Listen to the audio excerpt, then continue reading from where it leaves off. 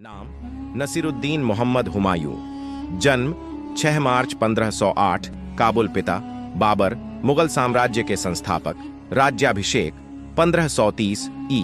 मृत्यु 27 जनवरी 1556, दिल्ली। 1। प्रारंभिक जीवन और शिक्षा। हुमायूं बाबर के सबसे बड़े पुत्र थे। बचपन से ही उन्हें खगोल शास्त्र और गणित में गहरी रुचि थी।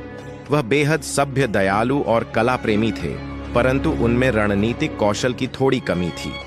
बाबर की मृत्यु और हुमायूं का राजतिलक 1530। बाबर की मृत्यु के बाद 23 वर्ष की उम्र में हुमायूं को गद्दी मिली, लेकिन साम्राज्य को मजबूत करने के बजाय उन्हें कई विरोधियों से जूझना पड़ा, जैसे अफगान सरदार शेर खान, बाद में शेर शाह सूरी।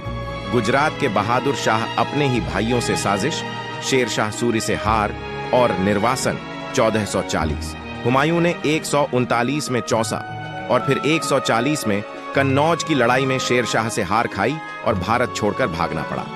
वह ईरान चले गए, जहां सफवी वंश के शासक शाह तहमास ने उन्हें शरण। हुमायूं की वापसी 1555। ईरान की मदद से हुमायूं ने धीरे धीरे पंजाब, लाहौर और दिल्ली पर फिर से अधिकार कर लिया। शेर शाह सूरी की मृत्यु के बाद सूरी वंश कमजोर हो गया था, जिसका फायदा हुमायूं ने उठाया। दुर्भाग्यपूर्ण मृत्यु 1556।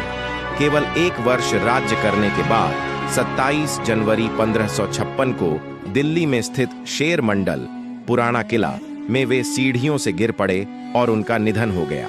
उत्तराधिकारी अकबर, उनके बेटे अकबर ने हुमायूं के बाद गद्दी संभाली और मुगल साम्राज्य को स्वर्ण युग में पहुंचाया।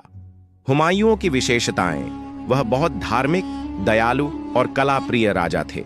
उन्होंने फारसी संस्कृति को मुगल दरबार में बढ़ावा दिया। उन्होंने काबुल और दिल्ली में कई सुंदर भवन बनवाए।